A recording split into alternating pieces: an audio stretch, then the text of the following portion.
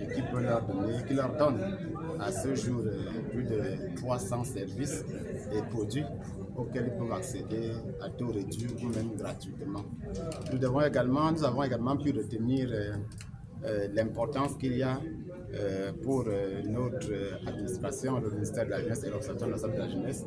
de mettre tout en œuvre de façon à ce que la carte biométrique soit produite sur l'ensemble du territoire national, donc équiper nos structures qui sont sur le terrain et aussi mettre l'accent sur les questions de formation de façon à ce que l'ensemble de ces intervenants-là soient suffisamment outillés. L'autre point que nous avons relevé et qui est essentiel au terme de cette 6e session du comité de pilotage de l'Observatoire national de la jeunesse est que l'État, le gouvernement, à travers le ministère de la jeunesse et de l'éducation civique ainsi que les membres du COPIL qui étaient présents ont insisté sur la nécessité d'intégrer des fonctionnalités de plus en plus importantes d'intelligence artificielle au niveau du call center de l'Observatoire national de la jeunesse. Non seulement pour renforcer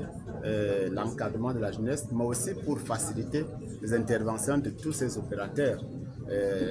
Donc pour nous, c'est là des points fondamentaux sur lesquels nous allons travailler au cours des 6 prochains mois, d'autant plus que notre plan de travail annuel a été validé. C'était aussi l'un des principaux objectifs du comité de pilotage que nous avons tenu ce jour. Et en termes de chiffres, vous avez déjà enrôlé combien de jeunes par exemple? En termes de chiffres, il faudrait déjà dire que nous avons d'abord notre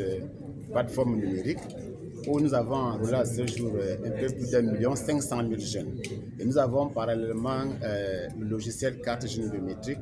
Nous en sommes à un peu plus de 130 000 jeunes, un peu plus de 130 000 jeunes qui sont enrôlés. Mais ce qu'il faut tenir, c'est que pour l'année 2024, depuis que la carte jeune est entrée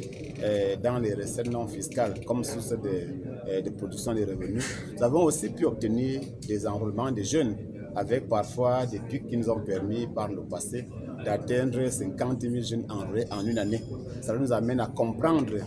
l'importance, l'engouement que les jeunes ont autour de la carte. Ça nous amène aussi à insister à l'endroit des parents et des partenaires pour que chacun d'entre nous comprenne ce qu'il gagne à travers la carte jeune biométrique en question, qui n'est pas seulement un outil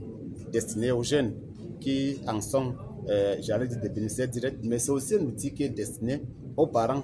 qui en réalité supportent des dépenses qui sont réalisées pour le compte des jeunes et puis aussi les entreprises qui ont là l'occasion de faire éclater leur chiffre d'affaires. Donc les enrôlements restent assez ouverts et nous pensons que lorsqu'on va atteindre les effectifs de 500 000 jeunes enrôlés chaque année, non seulement il y aura un peu plus d'inclusion sociale et économique dans notre pays, mais il y aura certainement un impact notoire sur le plan de la croissance économique puisque la consommation des produits va connaître une croissance exponentielle.